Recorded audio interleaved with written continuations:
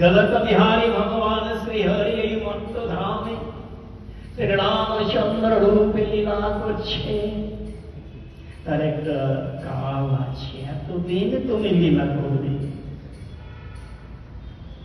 এতদিন তুমি এই জগতে বেঁচে থাকবে, তার বাইরে আমরা কেউ যেতে পারবো না। বিধাতা পুরুষ যাকে যেভাবে যতটা দিন আয়ু দিয়েছে, আমরা সেই দিন আয়ু নিয়ে বেঁচে থাকবো।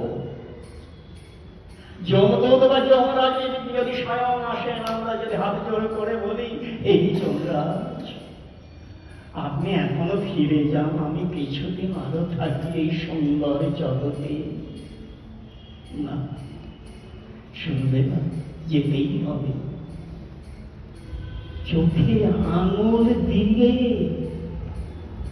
চোখে আঙুল দিয়ে কলিহত মানুষকে শিক্ষা দিয়ে গেছেন স্বয়ং ভগবান শ্রীরামচন্দ্র। কালকে নিজে স্বীকার করেছেন, কাল, এই কাল হচ্ছে স্বয়ং ভগবান। স্বয়ং ভগবানই কাল রূপে সংহার করছে, স্বয়ং ভগবানই স্রষ্টা রূপ সৃষ্টি করছেন, স্বয়ং ভগবানই পালক হিসাবে পালন করছেন, আর কাল হিসাবে বিনাশ করছে।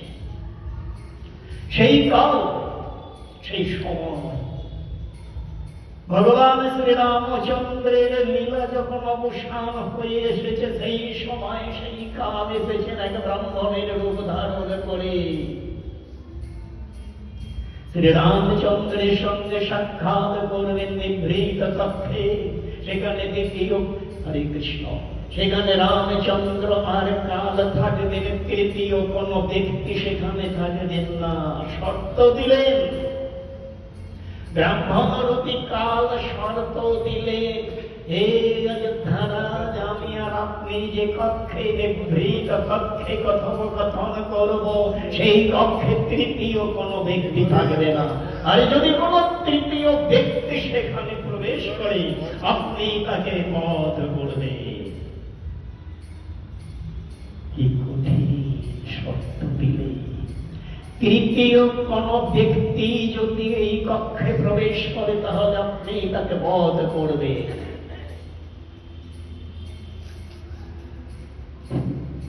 শ্রীরামচন্দ্র বললেন, বেশ, হে ব্রাহ্মণ, কাল তো ব্রাহ্মণ রূপে এসেছে, হে ব্রাহ্মণ, আপনার কথা আমি মেনে নিচ্ছি, চলুন আমরা নিভৃত কক্ষে যাই, আপনার কি কথা আছে, চলুন।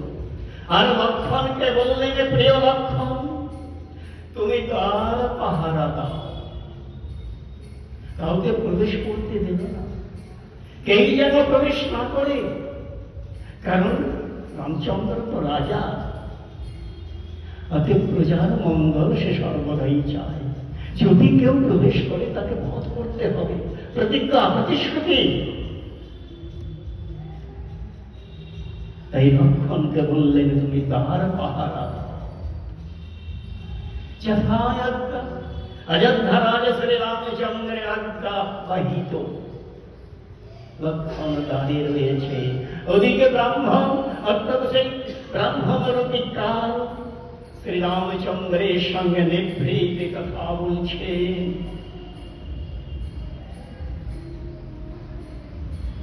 বললে, ব্রাহ্মণরূপী কাল বলছেন, প্রভু,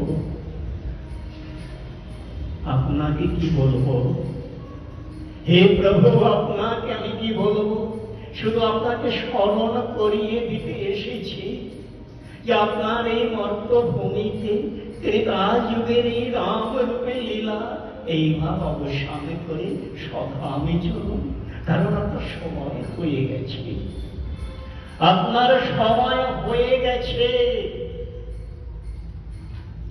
এই যে কথোপকথন করছে, আর ওদিকে দাঁড়িয়ে আছেন লক্ষণ, পাহারা দিচ্ছেন যেন কেউ প্রবেশ না করেন।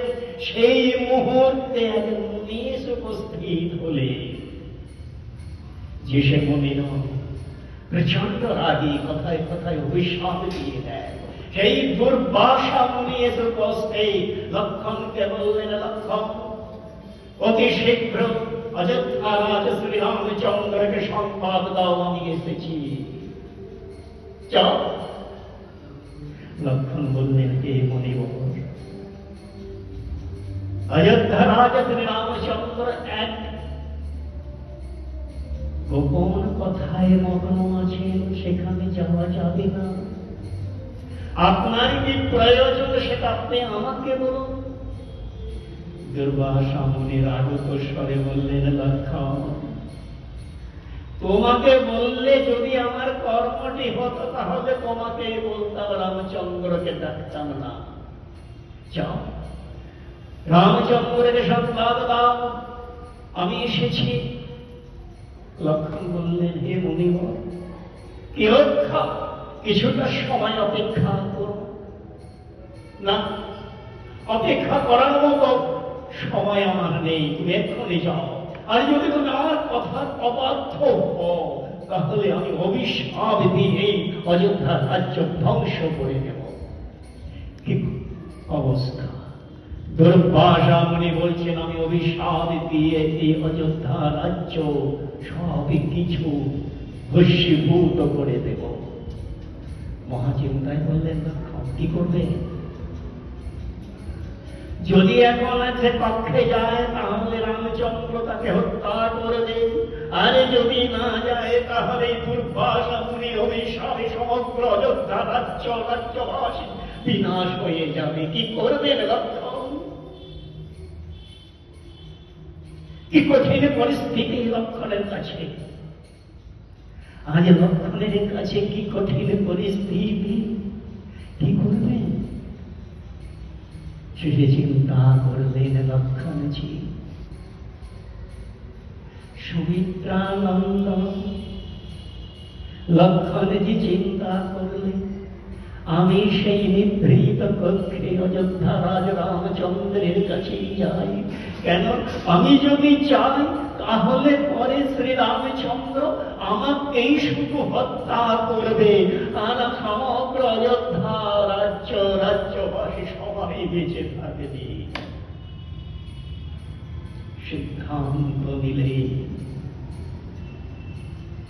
সিদ্ধান্ত নিলেন লক্ষণ, তাই গেলেন সেই নিভৃত কক্ষে। লক্ষণকে দেখে রামচন্দ্র চমকে উঠলেন, এ কি সৌমিত্রে, তুমি এখন এখানে কেন প্রবেশ করেছ? তুমি কি জানো না এই নিভৃত কক্ষে ব্রাহ্মণের সঙ্গে আমার আলোচনা হচ্ছে? আর এই আলোচনায় আমি প্রতিশ্রুতিবদ্ধ হয়ে আছি, যদি কেউ প্রবেশ করে তাকে হত্যা করব। তুমি তো জানো, অতএব তুমি কেন? লক্ষণ করজোড়ে বলছেন, হে রাজন, ক্ষমা করবে, আমি নিরুপায় হয়ে এই নিভৃত কক্ষে আপনাদের গোপন আলোচনার মধ্যে প্রবেশ করে ফেলেছি, আমায় ক্ষমা করবেন, আমি নিরুপায়। হে মহারাজ, অযোধ্যার রাজদ্বারে স্বয়ং দুর্বাসা মুনি এসে উপস্থিত হয়েছে, তিনি আপনার সঙ্গে দেখা করতে চান। আর আমি যদি এই সংবাদটা আপনাকে না দিই তাহলে ওই মহাক্রোধী দুর্বাসা মুনি, মহাতেজা দুর্বাসা মুনি অভিশাপ দিয়ে সমগ্র অযোধ্যা রাজ্য ভস্ম করে দেবে। তাই প্রভু আমি এসেছি নিরুপায় হয়ে।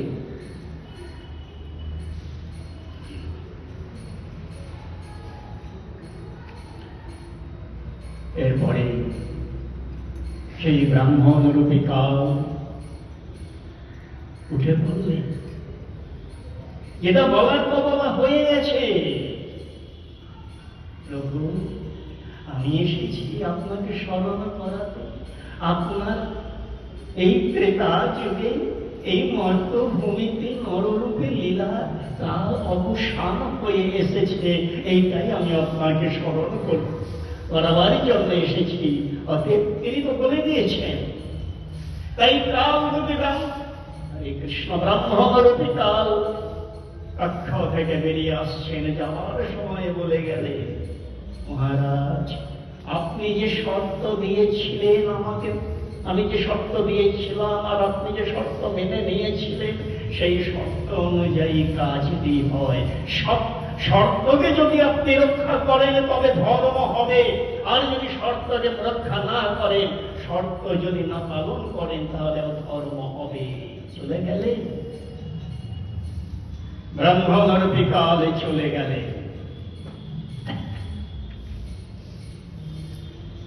এদিকে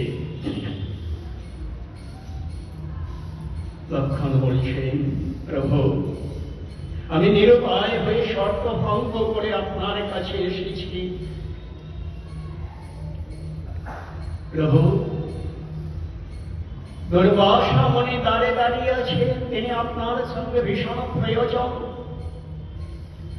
রামচন্দ্র কক্ষ হতে বেরিয়ে এলেন, বেরিয়ে এসে দুর্বাসা মুনিকে অভ্যর্থনা করলেন, আসুন আসুন নিব, আসুন।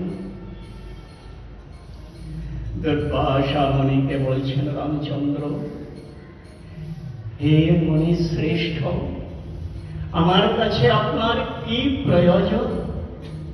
তখন দুর্বাসা মুনি বললেন, হে ধর্মবৎসব রাজন, আমি সহস্র বর্ষ তপস্যা করে এখন আসছি। 1000 বছর তপস্যা করে আমি আসছি, আমি বড় ক্ষুধার্ত, আমি বড় ক্ষুধার্ত, আমাকে আহারের ব্যবস্থা করো। রামচন্দ্র বললেন, বেশ মনে কর।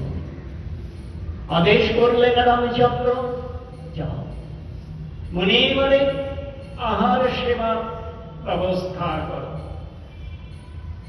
এদিকে দুর্বাসা মুনি পরম তৃপ্তি করে খাওয়া দাওয়া করে রামচন্দ্রের মঙ্গল হোক, এইভাবে জয় শ্রীরামচন্দ্রের মঙ্গল হোক বলতে বলতে দুর্বাসা মুনি চলে গেলে। দেখুন কি অপূর্ব রামায়ণ কথা। কালের যখন শেষ হয়ে আসে, তখন স্বয়ং আমরা তো দূরের কথা, ভগবান পর্যন্ত কালকে স্বীকার করে নেন।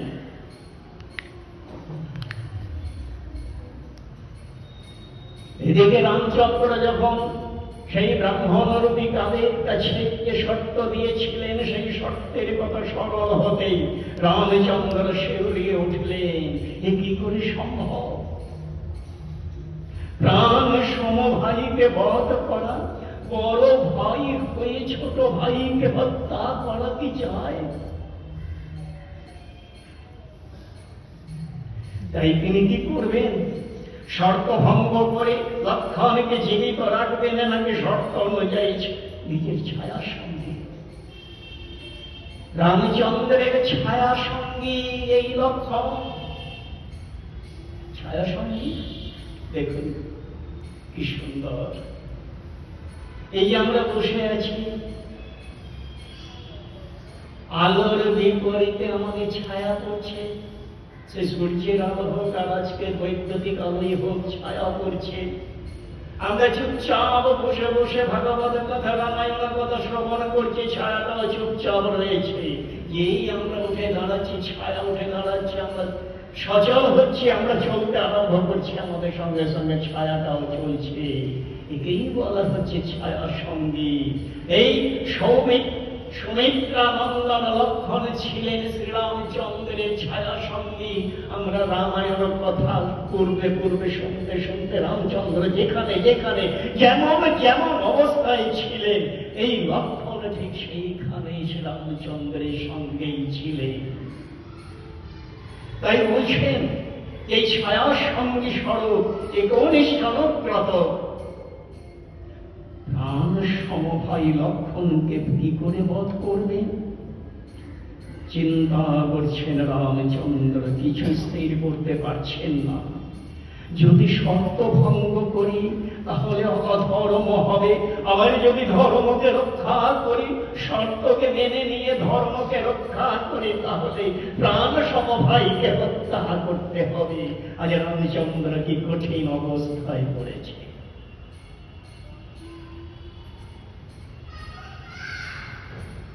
রামচন্দ্র যখন বিচলিত, লক্ষণ তো জানেন, লক্ষণ জানেন সেই ব্রাহ্মণের শর্তের কথা। শ্রীরাম কেমন চিন্তিত দেখে লক্ষণ বললেন, হে মহাভাগ, আমার জন্য আপনি চিন্তা করবেন না, এটাই ভবিতব্য, এটাই কালের পূর্ব নির্দিষ্ট, এটাই কালের পূর্ব নির্দিষ্ট গতি, আমার জন্য চিন্তা করবেন না। হে মহারাজ, লক্ষণ বলছেন রামচন্দ্রকে, হে মহারাজ, আপনি নিশ্চিন্ত মনে আমাকে বধ করুন, তাহলে আপনার প্রতিজ্ঞা রক্ষা হবে এবং আপনার সত্য ধর্ম রক্ষা হবে। হে মহারাজ, আপনাকে কি বলবো?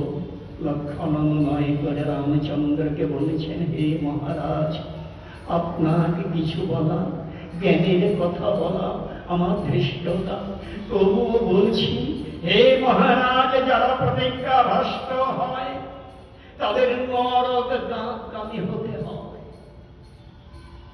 নরকগামী হতে হবে। যদি কাউকে কোনো কথা দেন, কাউকে যদি কোনো বিষয়ে কথা দেন, সেই কথাটা অবশ্যই রাখবেন। যদি না রাখেন, তা অবশ্য আপনার সামর্থ্য অনুযায়ী আপনি কথা দেবেন। আপনার সামর্থ্যের বাইরে গিয়ে কথা দেবেন না, তাহলে আপনি কথা রাখতে পারবেন না। কথা না রাখতে পারলে নরকগামী হতে হবে। আর আপনার সামর্থ্য থাকতেও যদি আপনি কথা দিয়ে কথা না রাখেন, তাহলে ঘোর ঘোর নরকবাস হবে। অতএব কথা দেবার আগে একটু চিন্তা করে নেবেন। তাই এখানে লক্ষণ বলছেন, আপনি যদি প্রতিজ্ঞাভ্রষ্ট হন তাহলে নরকগামী হতে হবে। হে রাজন, আমার প্রতি আপনার যদি স্নেহ থাকে, আমার প্রতি যদি আপনার অনুগ্রহ থাকে, তাহলে আপনি আমাকে, আপনি ধর্ম অর্জন করুন। আপনি আমাকে বধ করে আপনার স্বধর্ম, রাজধর্ম, প্রতিশ্রুতি, সত্য ধর্মকে রক্ষা করুন। লক্ষণের এই কথা শুনে শ্রীরামচন্দ্র অত্যন্ত বিচলিত করে উঠলেন। তখন মহাঋষিগণ এগিয়ে এলেন। তারা সকলে বলছেন, হে মহারাজ।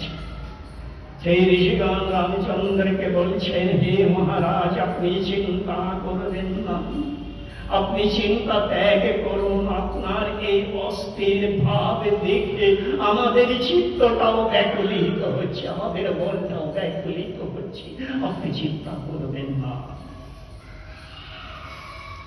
আপনি স্থির হন। এখন ঋষিগণ বলছেন, এখন আমরা আপনাকে একটি উপদেশ করছি, আপনি শুনুন, এতে আপনার সব দিকে রক্ষা হবে। শ্রীরামচন্দ্র ব্যগ্রভাবে ঋষিগণকে বলছেন, হে ব্রাহ্মণগণ, বলুন বলুন, আপনাদের কি উপদেশ? আপনাদের সৎ উপদেশে আমার পূর্বপুরুষেরা এই অযোধ্যা রাজ্য ধর্মোচিত ভাবে প্রতিপালন করেছেন, প্রজাদের রক্ষা করেছেন। আপনাদের সৎ উপদেশে এই অযোধ্যা রাজ্য সমৃদ্ধি হয়েছে। কৃপা করে আপনারা আমায় উপদেশ করুন, এমত অবস্থায় আমার কি করণীয়?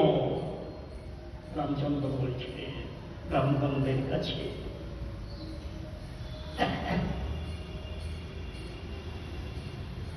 তখন ঋষিগণ মধ্যে মহাতেজা বশিষ্ঠ দেব বললেন, হে রামচন্দ্র, ধর্ম এবং প্রতিজ্ঞা এই দুটি রক্ষা করতে হলে, আপনার ধর্ম এবং প্রতিজ্ঞাকে রক্ষা করতে হলে আপনাকে আপনার প্রাণ সমভাই লক্ষণকে ত্যাগ করুন।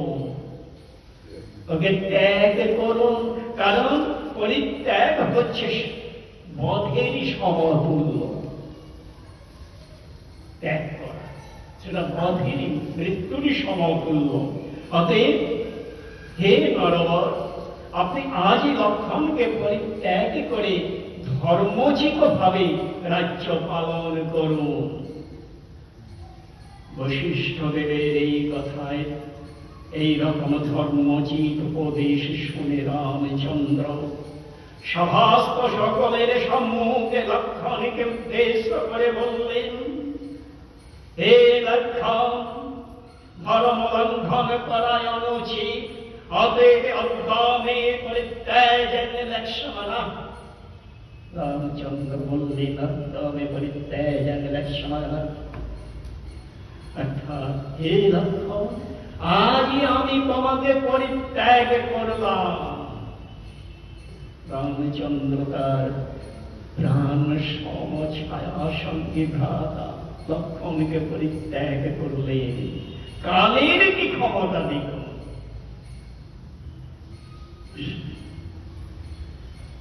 যেই মুহূর্তে শ্রীরামচন্দ্রের মুখ হতে পরিত্যাগ বাক্যটি বেরিয়েছে, সঙ্গে সঙ্গে লক্ষণ সভাগৃহ হতে বেরিয়ে গেলেন, আর প্রবেশ করলেন না।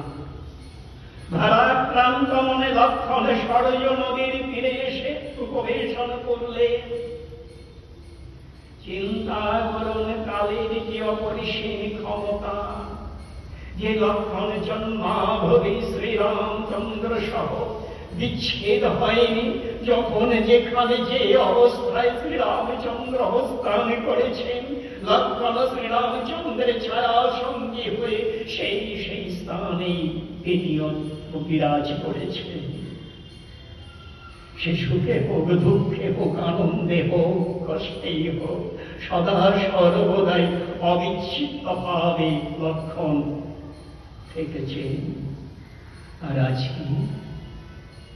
আজকে কালের পরিভাষে রাম সহ লক্ষণের বিচ্ছেদ হয়ে গেল।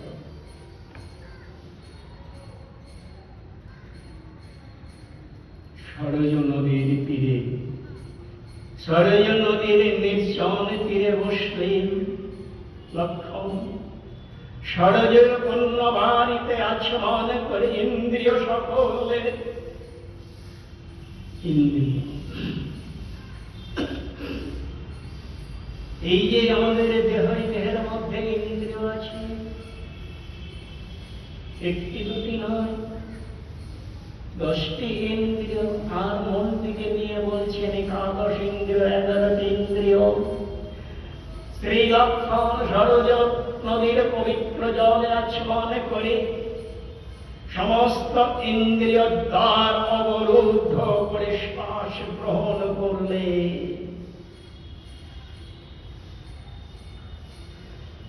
অনেক টাকা খরচ করে একটা সুন্দর বাড়ি করেছে, 1 বছর পরে দেখছে ছাদ থেকে টপ করে জল পড়ছে। মনটা কেমন হবে? একটা ছাদা যদি থাকে, একটা ছিদ্র যদি ঘরে থাকে, তাহলে মনটা কি হবে? এত টাকা খরচ করে বাড়িটা করলাম, আর জল পড়ছে, আর এত সুন্দর দেহটা, হরিবল হরিবল, এত সুন্দর দেহটা একটা দুটো নয়, 9টা ছিদ্র আছে। এই দেহটায় 9টা ছিদ্র আছে, 9টা দ্বার আছে। তাই এখানে বলছেন 9টি দ্বার রুদ্ধ করে শ্রী লক্ষণ শ্বাস গ্রহণ করলে।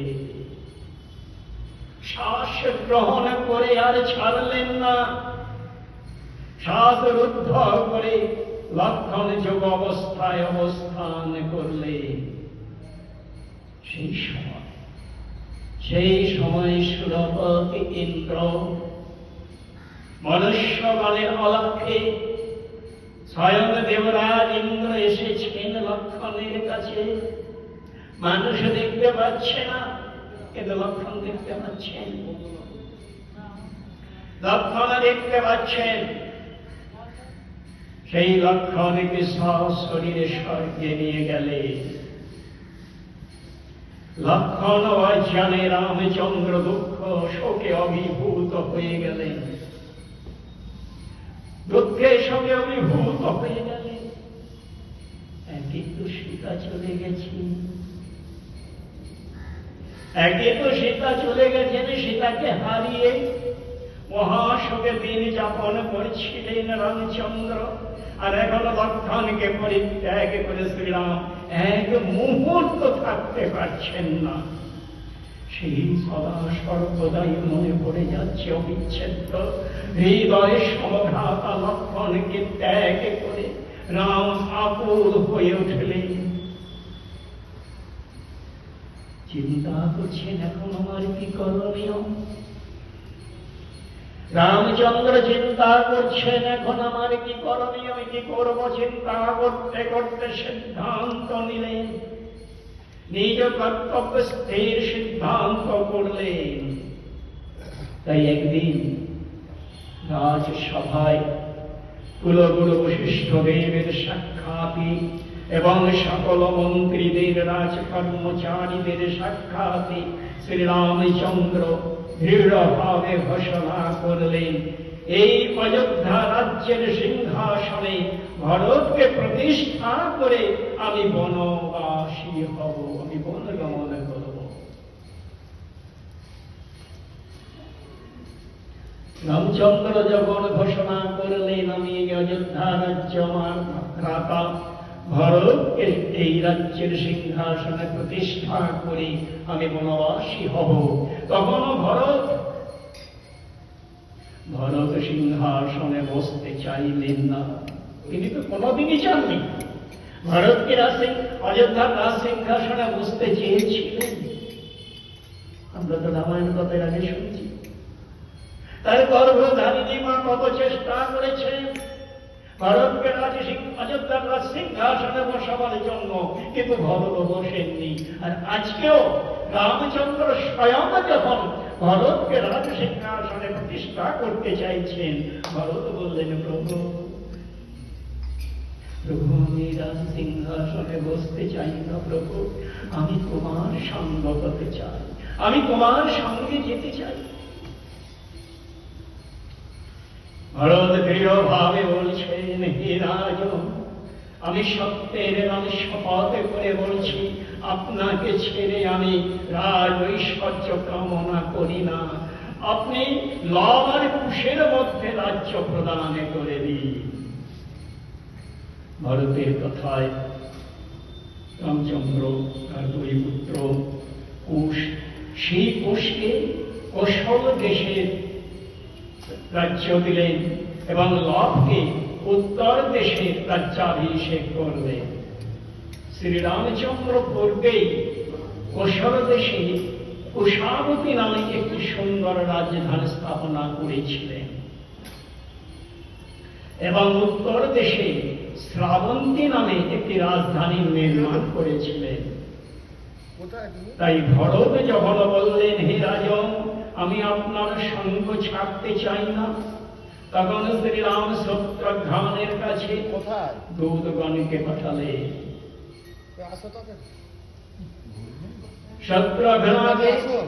শত্রুঘ্নের কাছে দূতদের পাঠালেন। কোথায় শত্রুঘ্ন? বর্তমান সেই সময়ে শত্রুঘ্ন তিনি মথুরায় রাজত্ব করছে। লবণ দৈত্যকে বধ করে শত্রুঘ্ন মথুরার রাজা হয়েছে। তাই দূতগণকে পাঠালেন অযোধ্যার সংবাদ জানাবার জন্য। শত্রুঘ্ন মথুরায় রাজত্ব করছেন। দূতগণের নিকট যখন শুনলেন রামচন্দ্র বন যাত্রায় প্রতিজ্ঞা করেছেন, তখন শত্রুঘ্ন তার দুই পুত্র, এর দুটি ছেলে,